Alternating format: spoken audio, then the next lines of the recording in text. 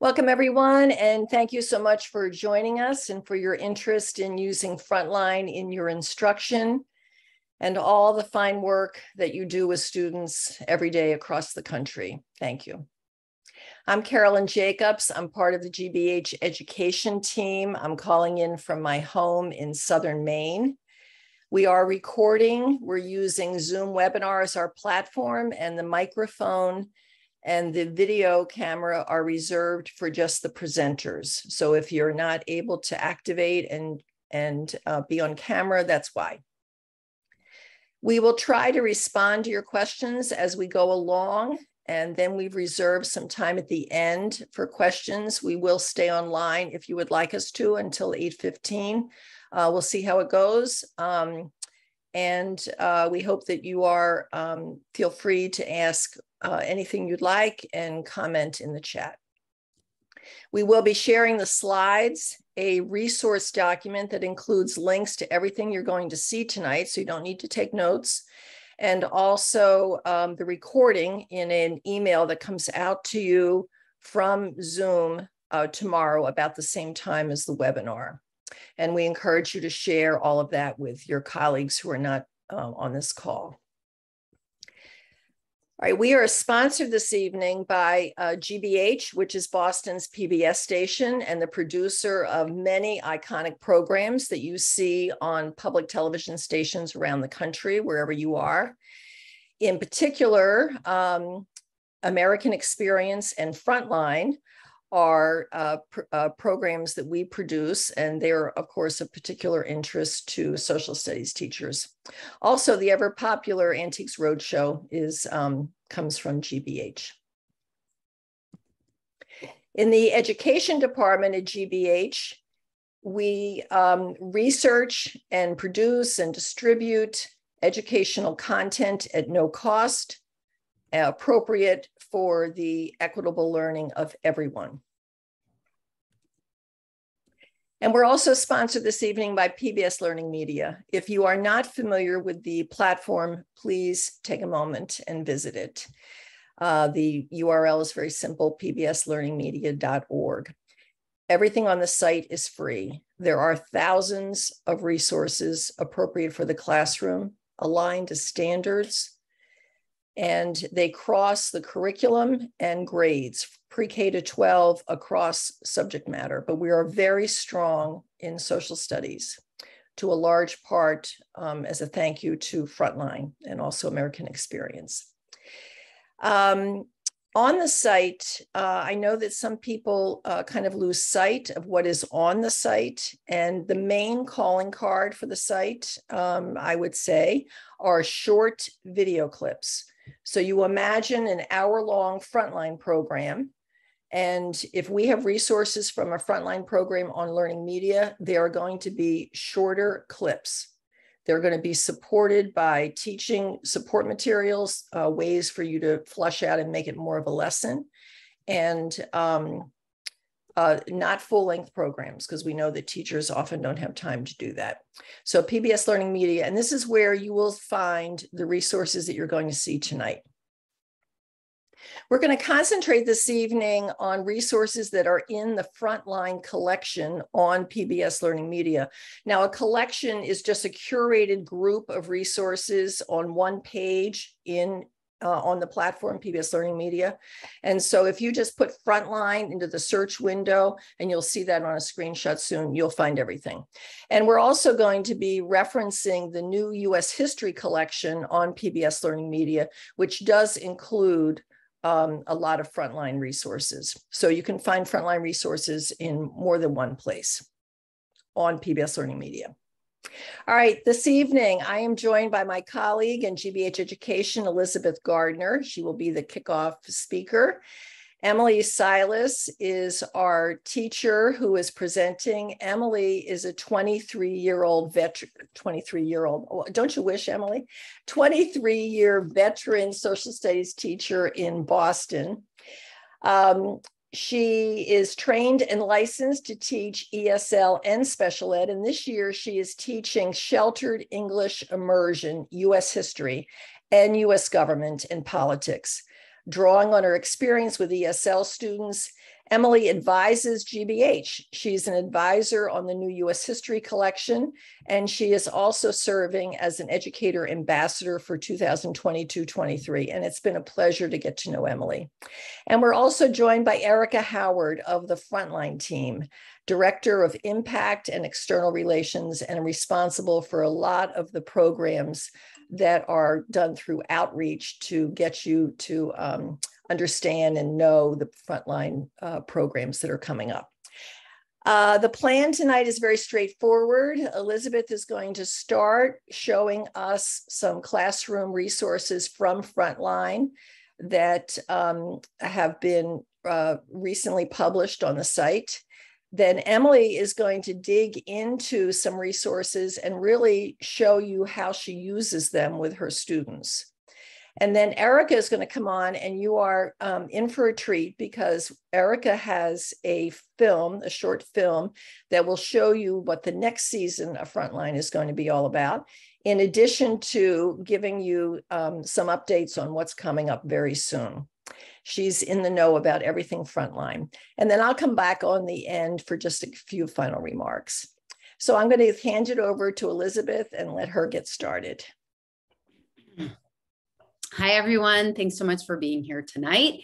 My name's Elizabeth Gardner, and as Carolyn mentioned, I'm a media producer working with the Social Studies Curriculum and Instruction team to adapt Frontline media for use in the classroom. Next slide, Carolyn.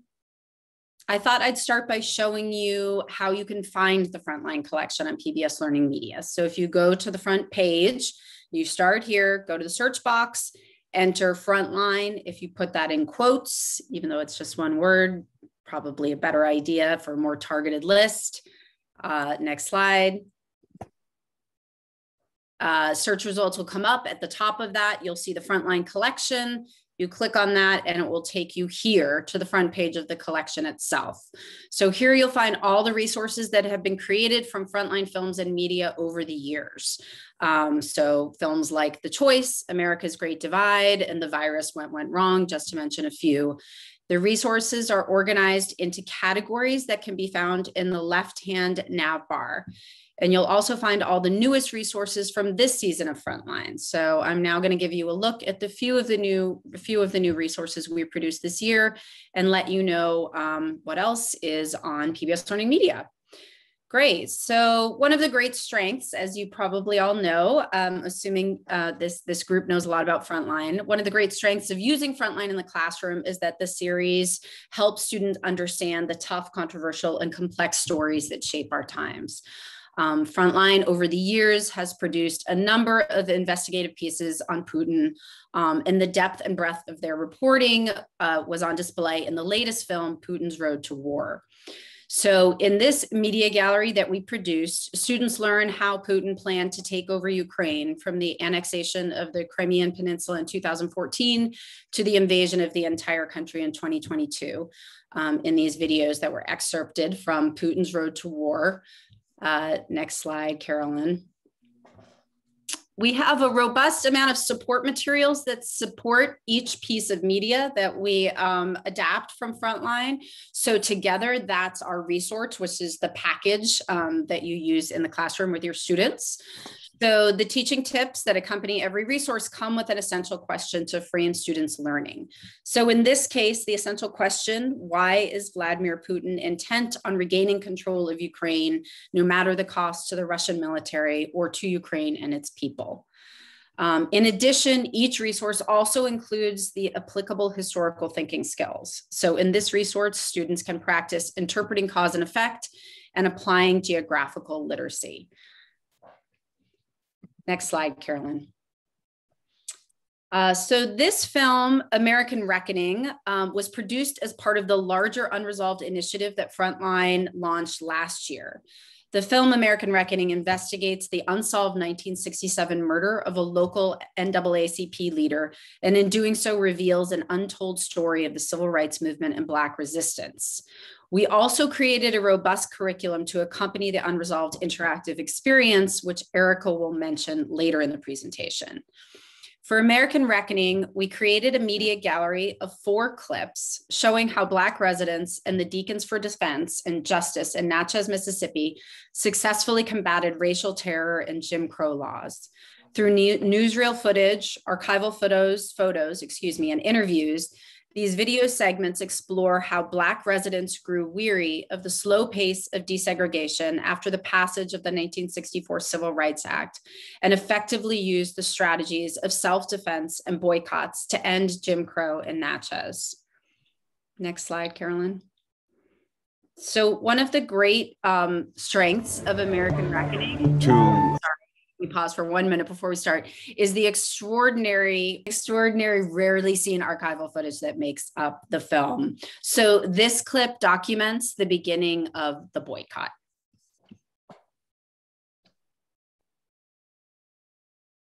Carolyn, can you play? Yeah.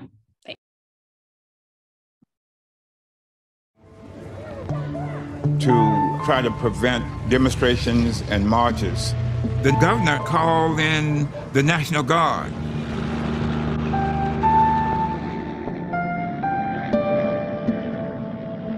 You tell the good mayor that I said, you can get all that injunction, conjunction, and some junction you want to get. We're not going to spend our money with them anymore. I'm telling you how people can give them decent jobs and recognize them as individuals and human beings. We decided we're going to walk out every white store in Natchez. Downtown Natchez is under a strict boycott by nearly half the population. The boycott began when the Negroes failed to get their 12 demands from city officials. The mayor at the time had a whole shopping center. Me and Nasser, we shut his whole damn shopping center down. Keep the white man's dollar out of his pocket, and you can control him instead of him controlling you. You would walk down the little downtown area, and the storekeepers, they've got comments. I've always been good to you. This would be the kind of statements, and they couldn't understand it. Mrs. Merle Schott has run a dress shop in Natchez for 27 years. So how would you assess the effect of the boycott on your store? Well, they haven't boycotted me. They only boycotted Natchez. And when they did that, well, we all are suffering. Having a family department store that was owned by my mother and 2 uncles, we all wondered why we were picked on. I want every man in here to stand up. Every man. If the children can walk the line, you can protect them.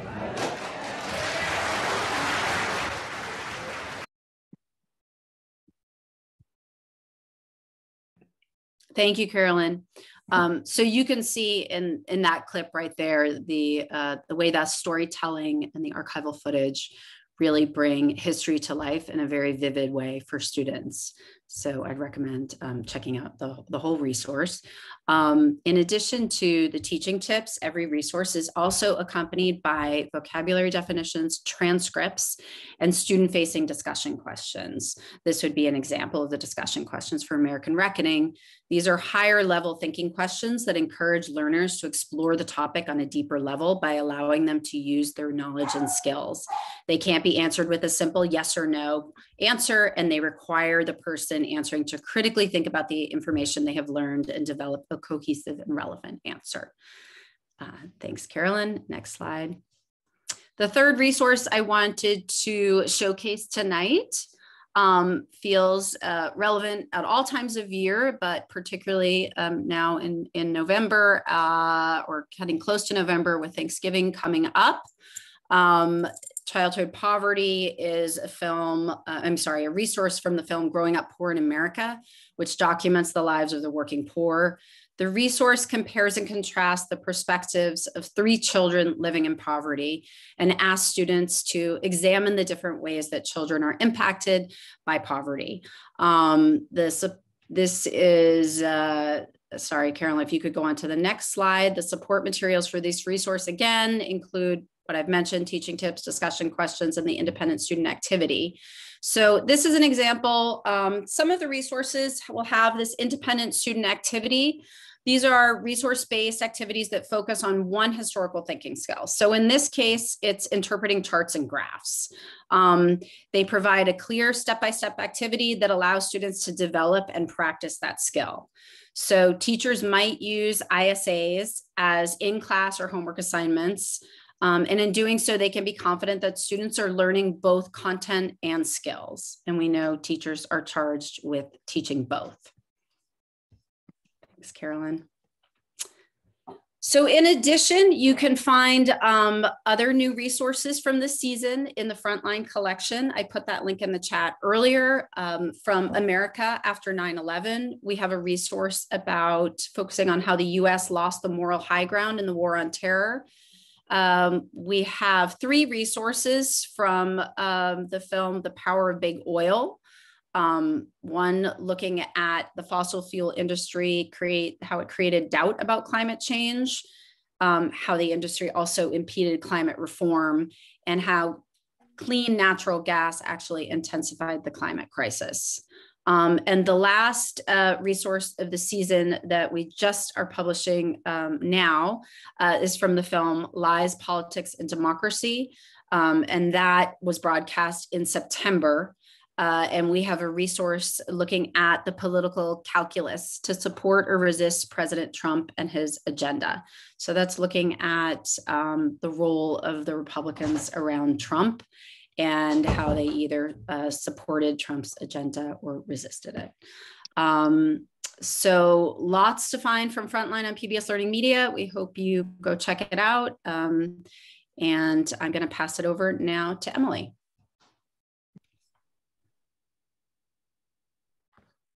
Hi, everyone. I'm so glad to be here this evening, and it's wonderful to have an opportunity to talk about my favorite program, Frontline. I'll just start by telling you a little bit about myself. I am, as Carolyn mentioned, I'm a Boston Public School teacher. I've taught only in the Boston Public Schools for the last 23 years. It's sometimes hard to believe it's been that long, but I still have energy for the work and for doing webinars in the evening. So I've enjoyed many great webinars through WGBH. So I'm really excited to be a part of this one. My school is called The English High School. It is an open enrollment school, so students do not take an exam. Some schools in Boston require an exam, but ours does not. Most of our students are identified as high needs in some way or another. That means that we have many English language learners and students who are experiencing other stressors, such as poverty. And in school, I teach US history. I've taught US history for most of my career. Sometimes I teach it in general education. This year, I'm teaching sheltered English immersion, which means that I'm teaching students who are still learning English, and I'm teaching them history. And I also teach one section of AP US Government and Politics, and I use Frontline in both classes. So I'm also very happy to say that it's our school's 200th anniversary this year. So I love to use Frontline in the classroom. I think what got me really fired up about using Frontline is I put this picture of The Choice, which is a program that they do every 4 years around the presidential election. And I have found that my students are just absolutely captivated by it. And so I think that's what initially got me really exploring more resources that I could use from Frontline. And originally, I was just using the Frontline website where you can get the programs for free, which is wonderful. But now I tend to go more toward PBS LearningMedia, where, as Carolyn mentioned, you have access to clips with all these great support materials, and they're a little bit shorter, so they're already sort of curated for you. So I love Frontline for its rigor. I think it really helps students understand why what they're learning in history class is relevant, and we're always trying to make those connections for our students, of course, in history class. And I love the way Frontline really asks a lot of the viewer. It's very demanding. It really asks them to use critical thinking skills. And I feel like my students really appreciate being entrusted with information, especially information that they're sort of just becoming aware of in the world, and that this gives them access to all of that. So I really enjoy challenging them with the clips and also sometimes the full length episodes. Next slide, please, Carolyn. So as I mentioned, sometimes I use the full length episodes, but more often I use the clips that you will find on PBS LearningMedia. I kind of try to assess how much do I want to implement using a particular resource. So for example, and I'll talk about a number of resources that I do use in the classroom, but for example, I might just use one short 2-minute explainer video. Maybe we review some vocabulary and then we watch a short video. This one I selected here is why the middle class matters. So you could imagine that you could use that when teaching a number of topics, but maybe I put it in the Great Depression unit or maybe in a more modern unit. So that would be an example of something I might do on a regular basis. And then other times I want to do something that's a little more intensive.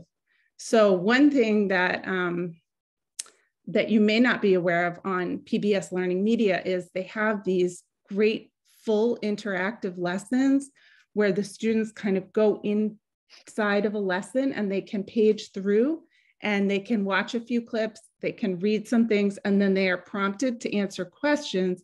And all of that can be saved inside of the PBS LearningMedia account. So there's a great one that I like to recommend on police reform. So that's an example of something more intensive that I use PBS LearningMedia for. Next slide, please. So this slide is a little dense, but this is sort of like the continuum that I'm describing. So I might have students watch and discuss the video, or sometimes I might download a video. Many of the videos are available for download, which is great because then I can upload it into another platform and add questions, which is really helpful for my English language learners. I also, for the English language learners, love that we can print out transcripts. So you might think, oh, I don't want to print out a whole transcript. It's going to be very long, but actually most of them for the clips are quite short. And so I can give that to the students either electronically or on paper. And then if it's on paper, it's easier for them to annotate as they watch the clip. So I do that quite often. I'm also going to show you some graphic organizers that I use with these resources. And those are sort of examples of what I might do on a typical day. When I want to do something more intensive, I might use the printed transcripts as sources for something like a DBQ or a more extensive project that the students are working on where they need to collect evidence over time. So I also have some examples of some other things that I do, like choice boards and playlists. I'll show you a playlist in a minute. So these are just examples of more intensive strategies. And I do have resources prepared to share with all of you after the webinar. Okay, thank you. So the resource I wanted to focus on tonight is Whose Vote Counts. If you haven't watched it, I definitely recommend the full length version, but there are also some great clips for you to use on PBS LearningMedia, including this one, The History of Voter Suppression. And you can see all the great resources that come with it on the right there. Discussion questions, there's an independent student activity, teaching tips and vocabulary. So this is one that I used last year and I plan to use again this year. And we'll just take a minute to watch a couple minutes of it. And I just want you to think about, as you watch, what kind of tool would you use to give students an opportunity to reflect on the history, but also make some kind of personal connection and reflection to the content because it's quite intense.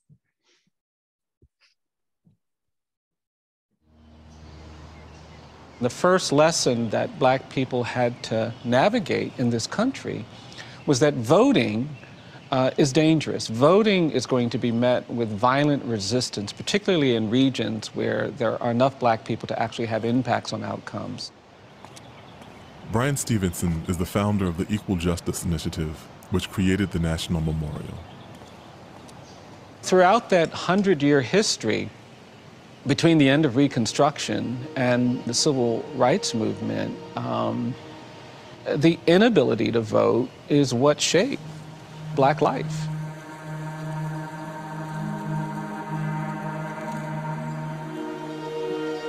The memorial is informally known as the National Lynching Museum, and it's filled with thousands of names of Black Americans, many of them killed amid the push for voting rights.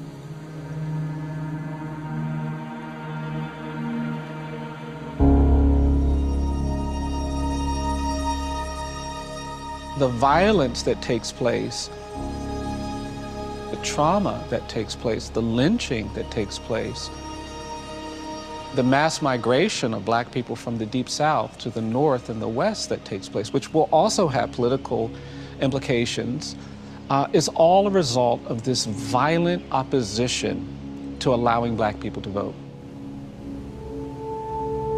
The violence was combined with other things: poll taxes, literacy tests, grandfather clauses, to prevent Black people from voting in the Jim Crow South.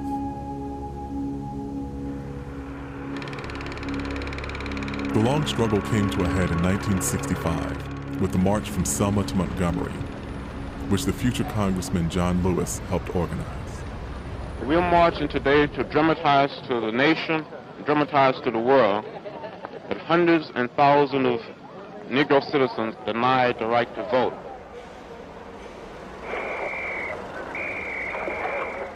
You are ordered to disperse. That march will not continue. It became known as Bloody Sunday.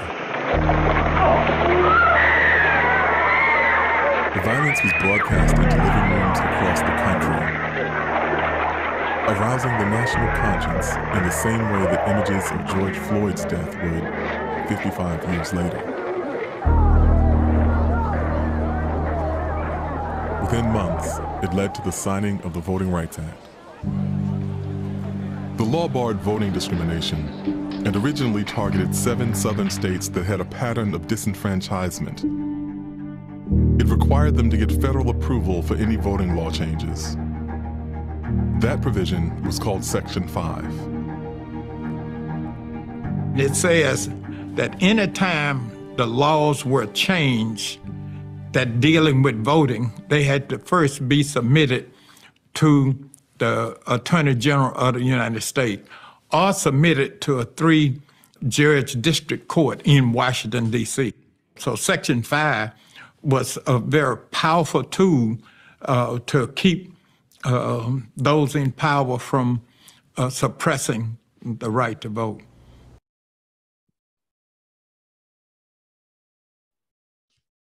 So as you can see in that clip, it really spans a lot of history. And as I mentioned, this is not something that you would just show to your students cold, right? You need to take great care if they're going to be viewing something like this. And I do kind of put that as a little caveat when using Frontline. I mean, of course, we always watch whatever we're showing before we show it, but you want to make sure that you're preparing the students for the emotional element of what they're going to see. And so I have a tool that I will show you in a moment about how I do that. But I did want to just mention that and then also share with you when I would use this. You could use it in a Reconstruction unit, right? In a US history class, maybe after you've taught, you know, the impediments, like they specifically mentioned in the video, poll taxes, grandfather clause. So you could show it then as kind of a preview of what's to come or how this legacy continues. Or of course, you could show it when teaching the civil rights movement. And then hopefully the students will remember, oh yeah, we studied this in our Reconstruction unit. And then it's helping to kind of build that link with the content over time. And then if we watch the rest of the video, you would see, you know, a more modern connection as well. With AP US Government, I use it usually in the voting rights and models of voting behavior unit, but I don't know if there are any AP Government teachers here. You could also use it a little bit earlier in a social movements unit. Next slide, please. So one thing I really like to use is open-ended graphic organizers. I think too often in teaching, we're really focused on getting students to know this one thing or to make sure that they have absorbed this one fact, when sometimes you can leave it a little more open-ended and then generate those facts that you think that they need to know through discussion. So this is a 4-part reflection that I use often, and the students get pretty used to it. I just make little edits for the content, but in general, there's 4 parts. How is it connected to something you've studied before in this class or another class? What new information did you learn from this source? What are you thinking about or feeling as you reflect on the video on the topic of voter suppression? And what questions does this video raise for you? And so then that's going to give students time to reflect before they're going to talk about something difficult and hopefully get out that information that you want them to have to move on to the next topic. Okay. For a less, this video we're not going to watch, but this video is about Shelby County versus Holder, which is a Supreme Court case that is not required for AP Government, but it is one that I like to teach because there's so many great resources and because I do place some emphasis on voter suppression in my AP Government class. So this is a graphic organizer that I use for Supreme Court cases in that class, and you could definitely use it with this video. So that's an example of a more like, here's the facts that you need to know, and to make sure that the students have the notes. Okay, so for a really more intensive implementation, I love to use playlists. I really got into this over Zoom, our Zoom year. And I designed a few of these for all different topics. And this one was pretty successful, the voter suppression playlist. So students are guided through a series of activities. And I built in 2 frontline pieces into this. Document A and Document D are both frontline videos from PBS LearningMedia. And this guides students up into the point where they can complete an assessment task about to what extent voter suppression is a problem, and then design plan for addressing voter suppression in the United States. And then you can imagine that you can have very rich discussion either before the students write or after they have written. And this is something that they could do in groups or completely independently. So just some final thoughts about other applications. I chose whose vote counts for this evening, but I could have chosen lots of different frontline resources that I love to use in my classroom. And this is just a list of some that I use pretty regularly. I saw somebody mention in the chat The Secret State of North Korea, which is really excellent and high interest for the students.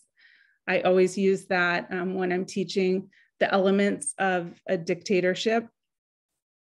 And also you can see here, I've listed a couple others, Blackout in Puerto Rico, which I use when teaching American imperialism. Exodus, which is modern refugees telling their own stories. I use that when we study immigration, and Separate but Unequal, which I use with school segregation and Brown versus Board of Education to show a contemporary example of that. And of course, my students attend a segregated school, so we have some really rich conversations about that. So I did put together a list of all the graphic organizers and resources. So hopefully you can make use of them and adapt them for your own classroom. Thank you so much. And I'm going to turn it over to Erica. Yeah, and before we get started, before we go to Eric, I just wanted to clarify a couple of things. And Emily, thank you so much. Emily's put together her resources into a folder. I don't know, Emily, if it works for you to post a link to that folder in the chat. And then also I will include it in the resource document that you'll have in that email tomorrow. And I'll also post the link to the resource document in the chat. I wanted to just, for people who are not familiar with PBS Learning Media, I just wanted to spend another minute or so, because we have referenced 3 different kinds of resources. We've referenced a media gallery. Elizabeth talked about them, just a video resource, and then an interactive lesson. So when you go on the site on PBS Learning Media, you can search by resource type. And those are 3 examples: media gallery, video, and interactive lesson. A media gallery is simply a resource that has usually 3 or 4 clips on one resource. So they're all from a program. And if Elizabeth's on and she wants to just further explain media gallery, that's right, because she does a lot of production of media galleries in Frontline. So Elizabeth, how would you describe media gallery? Yeah, so I would describe it, that's very accurate. So it's rather than a standalone clip where there's just one clip. I should note that the clips are always less than 6 minutes. So the clips are going to be short by design. So each clip will be less than 6 minutes, but sometimes we can't tell the story adequately with one clip. So we will have 2 clips to 4 clips. Mostly that's the maximum. And they'll either tell a story sequentially, so they function as chapters. Sometimes we're asked students to compare and contrast the different clips. So we're asking them to contrast the perspectives. Other times they're not sequentially related, but they're thematically related, and it just allows a deeper exploration for the students. So there's different ways that the media galleries are constructed, but it will always be a collection of a few clips together, as opposed to a standalone, which is one clip. Great, thank you.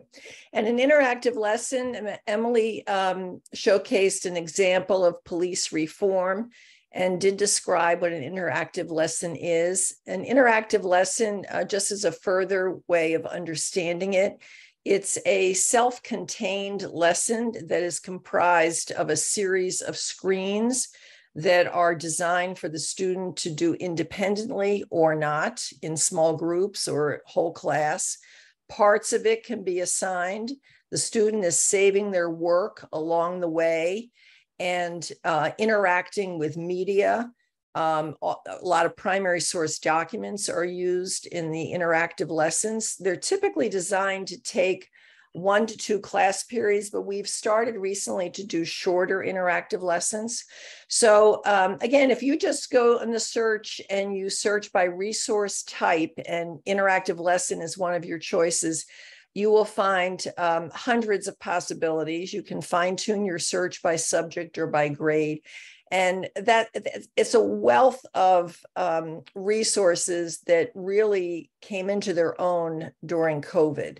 We've been producing them for years, but during COVID, everybody kind of discovered them. So thank you for bringing that up, Emily, and for all this very fine presentation, and for being you're an honor to work with when it comes to a Frontline and all that you do. Thank you. All right, we're going to turn it over to Erica now, who's going to talk about what's coming from Frontline.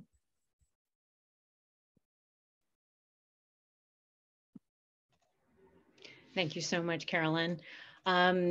I have to say I am truly honored to be here tonight, and thank you to all of you who've shown up on a Wednesday evening, no less. I stand here because of our executive producer, Rainey Aronson-Rath, who you might know of. She had this vision that, given that Frontline has been on the air for almost 4 decades now, it's been really a treasure to have millions of people tune in. on Tuesday nights and become informed by our journalism. She wanted to take that further after coming on board to take the helm from the founder of the series.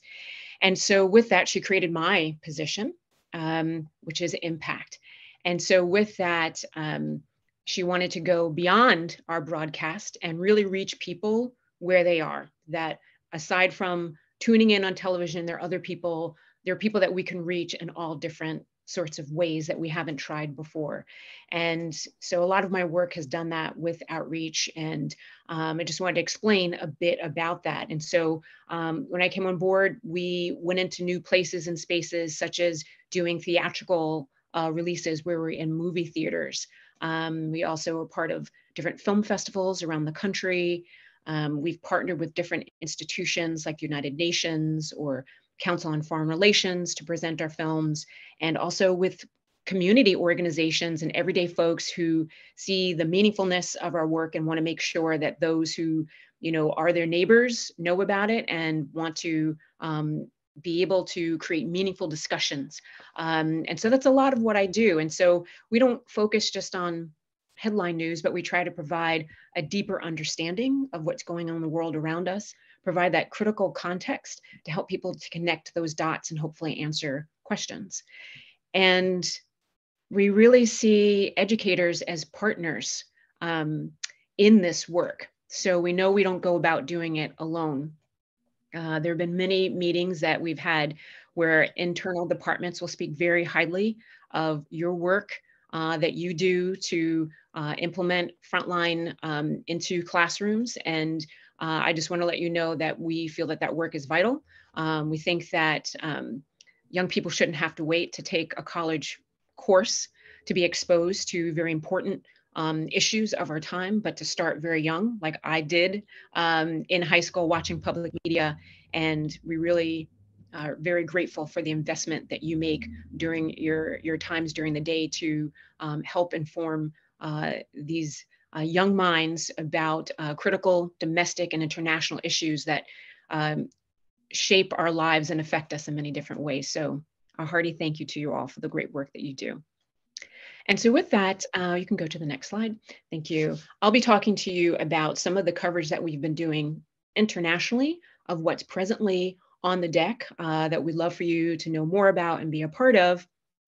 And then I'll give a sneak preview of some of the things that we have coming up in the next short while, and also ways that you can hopefully get involved with what we're doing. And so first I wanted to start off with an upcoming film that's actually going to be launching very soon in a couple of weeks, Putin's War at Home. So over the years, we have covered Putin significantly as a world leader, of course. He's very prominent, very important figure, but we've also seen that many people know about him, but have a very limited understanding of who he is and what his motivations are. You can go to the next slide. And so what we have created is a series of different films to create this steady drumbeat of information so that everyday citizens can be exposed to have an understanding of what has happened with the Ukraine. We really saw that there are a lot of these questions that come up because of the fact that early on in the war, people were touched on an economic level, that they were going to the gas pump and wondering why it is they are having to pay so much money for gas, and then not understanding the connection between what was happening internationally with this war and why it was affecting them at home. And so what we're looking to do in this coverage of this new film is to give viewers a deeper understanding of what's happening inside Russia right now. So this film will focus on some of the Russian citizens who've become defiant at risk of their own lives, who've been pushing back against President Putin and the way he has been trying to crack down on the critics of the war in Ukraine. And so we tell this inside story of what's been happening with activists as well as journalists who've been taking that risk of being arrested or being imprisoned in order to protest and to speak out about what's happening with this war effort. And so if you would mind starting the video, which is basically a short trailer. President Putin calling up hundreds of thousands of men prompted widespread protests. I can be sent to jail for just using the word war. Stories of Russian activists and journalists refusing to stay silent, facing arrest and imprisonment in the face of Putin's crackdown on critics of the war in Ukraine. The regime has become much more authoritarian. Premieres Tuesday, November 1st, 10, 9 Central, only on PBS.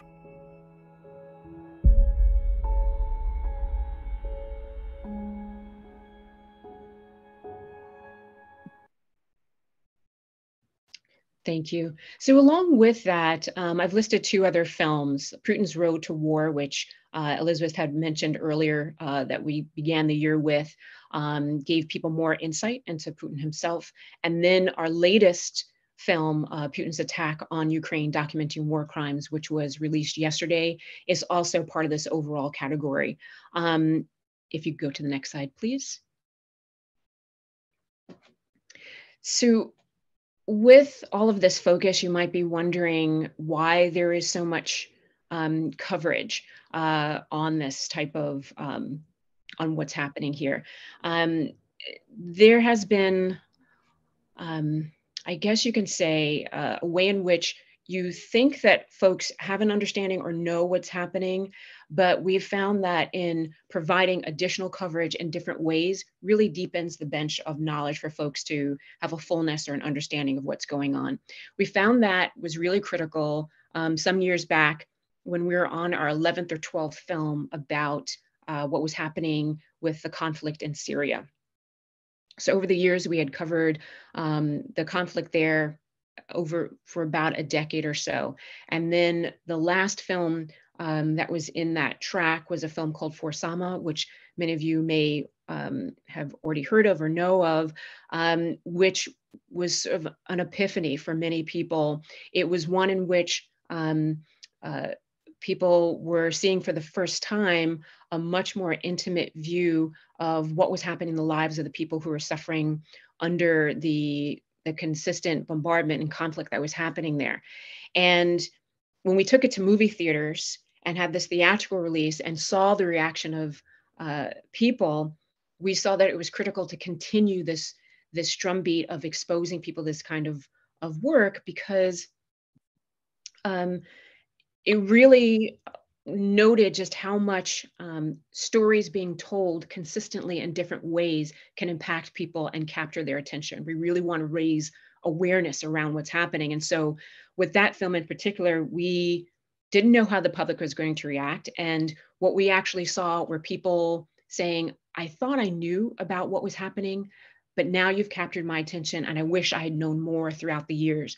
We would actually see people in the theaters weeping, crying, because of the story and the way it was told. And then also this reflection on themselves of saying, I should have been more aware and involved, at least in understanding what was happening there. And so we were able to see that value of that journalism cross over so that people could see how it could affect their personal lives. And we're also hoping the same with the series on what's been happening with Putin and also the Ukraine. And so with this particular film on documenting war crimes, we have done this as part of a partnership with the Associated Press. We'll often do that where we have our own team of producers and directors and reporters, but we see the value of connecting with other news organizations such as the BBC or the Financial Times or Retro Report, who have incredible insight that could add to the work that we're doing. So this time we've teamed up with the Associated Press. And for this effort, we have taken a look at the fact that soon after Russia invaded the Ukraine earlier this year, they began to emerge these accounts of atrocities that were happening. And so our team of reporters, along with Associated Press, began doing a deeper investigation. And so a month into the invasion, we had documented about 100 attacks that were involving potential war crimes. By the end of this season, here in October, the team has verified that there have been more than 530 incidents. And so this documentary uncovers this pattern of violence and potential war crimes that have been committed by Russia during this really brutal military campaign. And so this examination also looks at a quest for accountability for what's happened. And this is also part of a larger editorial effort that's part of a multi-platform initiative called War Crimes Watch Ukraine, in which we'll continue to gather and verify and document potential war crimes on civilians. And so if you wouldn't mind, we'd like to take a look at the video that gives a primer on this work. More evidence of Russian atrocities from Putin's invasion. Outrage is growing over unimaginable atrocities. Ukrainian officials say Russian forces left behind a, quote, scene from a horror movie. Putin takes us back almost to the Middle Ages, the idea of siege warfare, the idea that there is no civilian immunity. In a major special investigation, we were starting to see videos showing a lot of civilian deaths, bodies in the street. A reporter for the Associated Press. Frontline and the Associated Press map the patterns of violence. We're able to identify first Russian troops and document hundreds of potential war crimes. You've got 1, 2, 3, 4, 5, 6 bodies. You are no one, you are not a human being. They can do anything with you. Kill you, rape you, cut you into pieces. Through witness testimony, hundreds of hours of footage, We got 3 terabytes worth of CCTV videos. and intercepted audio recordings. More horrific revelations surface from Bucha, Ukraine. The link between the death of civilians, Russian soldiers killed my husband. abduction, torture, execution, So that's you in black. Да. Жуткие какие-то. Я не объясню. and a violent military campaign. General Chaiko, this was his zone of command. That battle space was his responsibility. The struggle to hold Russia accountable and the pursuit of justice. The most responsible people are those who decided to wage this illegal war against Ukraine, period. Now, Putin's attack on Ukraine, documenting war crimes.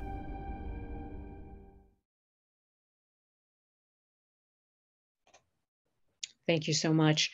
I just wanted to add that I see there's a note in the chat from Judy Freeman, who has just mentioned that students don't know how to talk about conflict and may avoid really addressing it. And so that's where the work of PBS LearningMedia comes in, where we do appreciate so deeply the curriculum that's available to help educators like yourselves to open up these really very difficult discussions, but certainly ones that we can't shy away from. And so again, just to emphasize how we see education as being very vital and important, the ability for it to enlighten young people, and also how it can engender empathy, which is really, really critical. And that hopefully with that engendering of empathy, it will lead to more engagement. We do believe in having engaged citizenry, and that should start young. And we look at being in the classroom as one of those starting points. And so with that, I'd like to move on to the next slide to give you a general sneak preview. So I have to have some caveats with this sneak preview. Normally, we are very precious about sharing about the things that are coming up ahead. So some of the things I will share, I will not be able to give you the exact title of what they're named and much more of a generic kind of synopsis of what they are, but you'll have a general sense of what's going to be covered. So I'll give that synopsis of several of the programs, and then we'll watch a short video that will highlight some of them. And so first, I'd like to start with the work that we're doing on covering a number of issues that are happening here at home. we've done a significant amount of work on undocumented workers, which is one of the films that will be coming up. This is going to focus on labor stories, and we have seen that there have been stories about food production, how America is fed, and that it has been taken for granted where that work happens, how it happens, and who's affected by it. And we've taken a look at essential workers. And so in this upcoming story, we'll be taking a look at undocumented workers who have been fighting against exploitation and have decided to take a very brave step and to voice what's been happening. And so they've been looking for witness protections along the way, and we'll be taking a look at their journey of those who have been brave enough to speak out about these issues at risk to their lives, at risk to deportation, and what they have to go through in order to bear witness about what's happening in our nation to undocumented workers.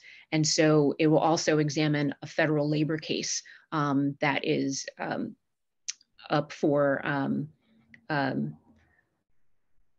would say, further investigation. I'm sorry, I can't give you more than that, but I wanted to give you at least some type of an overview. And then we also will be taking a look at issues around the border. Now, there's been a lot of coverage in the news about what's been happening, and a number of them have been mainly broad strokes, and often they're much more sensational.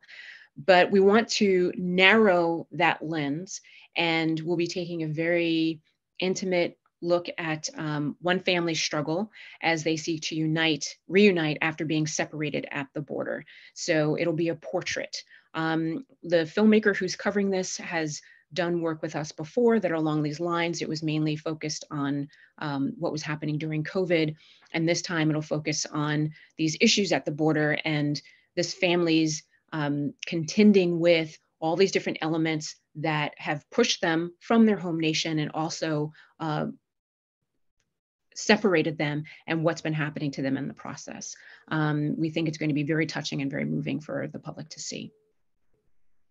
Another film that we have coming up is an international one called Losing Afghanistan. And so we've provided coverage on Afghanistan for the 20 years that the war had been taking place. We've had an embedded correspondent who've been working very closely with one of our international producers to uncover these stories that have been rarely seen by the US public.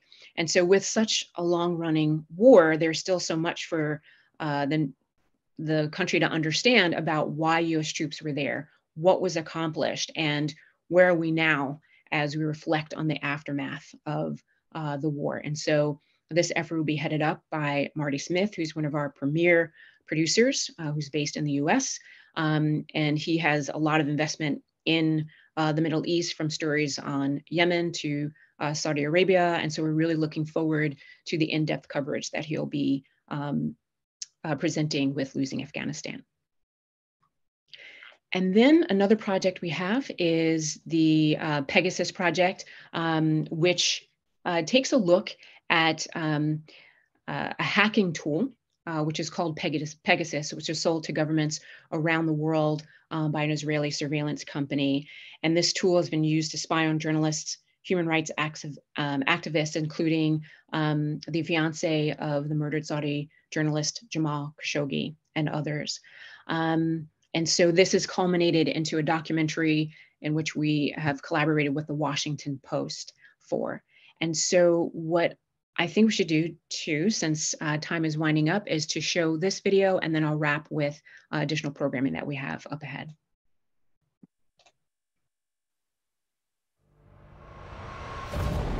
Coming this season to Frontline, new investigations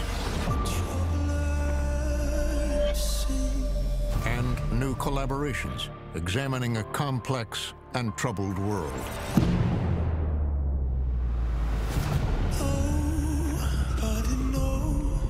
The sowing of distrust and uncertainty. A good deal of American democracy relies on simple good faith, but there aren't really checks for a lot of the most dangerous things that could happen in that system. The president faces an overwhelming number of losses in court. At that point, I knew I didn't have really any sway over him. I wasn't going to be able to impact outcomes, so I thought that was my time to leave. 20 years of war and the aftermath. They're going to ask you what you did in Afghanistan. Echo Company is going to change history. Why do you think we lost the war? My sense on the outcome is that we're never really sure what we were pursuing. The Taliban takes control of Afghanistan. There were many Afghans who do not support your victory. What do you say to those Afghans? Holding the powerful accountable. Pegasus has been used by governments around the world to spy on dissidents and journalists. All are said to have been hacked by spyware developed by the Israeli company called the NSO Group. The minute we found out about this list, the first thing we all did was to check for any numbers related to Jamal Khashoggi. It appears that there were two separate links to the Pegasus spyware that were actually open. Innovative storytelling and investigative reporting. Frontline will be there to meet these troubled times.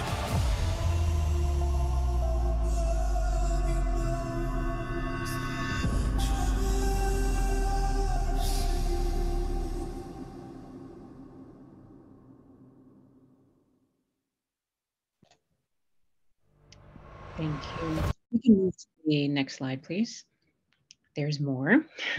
I wanted to share with you, and you can go to the next slide, please, about additional programming that we have coming up. We are now 40. It's our 40th anniversary coming up next year, and it's been really a time to reflect on what's been covered all throughout these years, the genesis of Frontline, what has been accomplished in this investigative journalism, and then what does the future look like? And so coming in the next year, please stay tuned for hopefully Frontline in your community in some form of fashion. We have a great number of films that are open to reflection over the years with the curriculum that has been provided. And we want to take a look forward in terms of not just looking at the films we've produced, but also the multi-platform projects that we will be doing in the future. And so Unresolved is an example of that, of how we've tried to push the boundaries in terms of how we're presenting the reporting. And so for those of you who may know, it's a multi-platform project that encompasses the highlight of using a documentary film, a podcast series, an augmented reality art installation, which has been traveling to different museums around the country, and also a web interactive component that can be accessed on anyone's computer or phone. And so we thought that in highlighting Unresolved, which focuses on the civil rights cold cases, that it would be critically important to also have high school curriculum, which Elizabeth has already spoken about, and to really create discussions around the film American Reckoning. And so we're looking to do tremendous amount of community engagement. And with that, we certainly want to reach young people and have the ability to have conversations that are just with them. And so we hope that as we go forward in this next year with Unresolved and other stories that are coming forward, that you'll join with us in the classroom and beyond the classroom with these stories that we feel are really important to highlight during our time. And so I'm trying to be mindful of the time. So I'm trying to compress everything that I wanted to tell you in just a couple of minutes, but I do hope that you check out some of the resources that are being listed in the chat and that you're in touch with Elizabeth and Carolyn about next steps. And we would love to collaborate further with you all. And thank you yet again for the important work that you do. And thank you, Erica. It's wonderful to see what's coming, even though I know you're very careful about shedding too much light on things, but thank you. Links to the programs that Erica mentioned and all of the Frontline resources and also what Emily has shown you are in that resource document, which I will be expanding on. I always look at the chat and then add other resources to the resource document, but I put that in the chat, the link to that, along with the link to the slides and along with a link to the post survey. All right, so we are winding down. I just want a quick reminder, PBS Learning Media is your go-to place. Everything's free. It's where you will find a lot of what you saw this evening. The collection that we focused on mostly tonight was the Frontline collection. There is also an American Experience collection on PBS Learning Media, and then the new U.S. History collection. We just have completed a series of 4 webinars around U.S. history topics, and also showcasing some of the new U.S. History collection, which is in production. It has been launched, it's available on the site, but it continues to be in production until the end of the year, at which time we will have close to 400 resources in the collection, searchable by era and also by historical thinking skill. So the recording links to the 4 webinars that you see on these slides are all in the resource document. We were very lucky to have Lori Halls-Anderson, historical fiction YA author, on the second webinar. And in this one, we talked a lot about the interactive lessons that I mentioned before, as well as interactive timelines, interactive maps, et cetera, that are part of the new U.S. History collection. And then just last week, we were treated to Dr. Taya Miles, author of All That She Carried, Story of Ashley Sack, and then just exploring the whole idea of using material culture, artifacts, heirlooms versus artifacts, with your students to really have them see the reality of history and know that they're a part of it. So links to all of those recordings and resource documents are in the resource document that you have for tonight. I want to mention NCSS. I hope that many of you are able to go. We've missed going to NCSS the past couple of years. It's in Philly in early December. GBH Education will be there in the exhibit hall, and we have 5 sessions, all involving educators and some of our staff. And we hope to meet many of you there. Stop by the booth and say hi, and look forward to meeting you and showing you more about the new U.S. History collection, the Frontline resources, American Experience, et cetera. All right, here are the links that I put into the chat. The post-webinar survey, after you take that, you can download a certificate if you would like. Our research department compiles the results of that and sends them to me, and we take a very careful look and learn from our mistakes and learn what we did well and what you liked, and try and continually to do better. All right, you are welcome to email me with any questions or comments. If the other presenters want to come back on camera, it'd be great. I know that everyone has been looking at the chat, but we're getting close to when we really need to say goodnight. But is there anything in the chat that you wanted to call attention to, or are there any last minute questions or thoughts? And one other thing I wanted to say, I'm sorry, I pose a question and then I answer it myself. In the last webinar we just did last week, we asked people to put one takeaway from tonight in the chat. And that was really interesting for us to hear. What stuck with you, or what is uppermost on your mind? So if you feel like doing that, please go ahead. Okay. Somebody else, anything that we should address that you saw, or last minute thoughts that you have? I think we're good in terms of questions. Please speak up if we missed anything in the chat, but I think we answered most questions, or all questions in the chat. Great, great. Okay, well, thank you, Emily Silas, our educator ambassador, advisor on ELL support materials in the new U.S. History Collection, and a wonderful presentation. I think this was Emily's first time doing this sort of thing, and what a job. Thank you very much. And Erica, it's been wonderful working with you. We got a chance to work with Erica last year on the Unresolved project, and we look forward to many other opportunities. And Elizabeth, my colleague in the education department, always fun to work with you and love seeing the resources that you produce. All right, thank you, everyone. I'll keep the chat open for another minute or so. Say goodnight and look forward to seeing you on a future event or at NCSS. Thank you.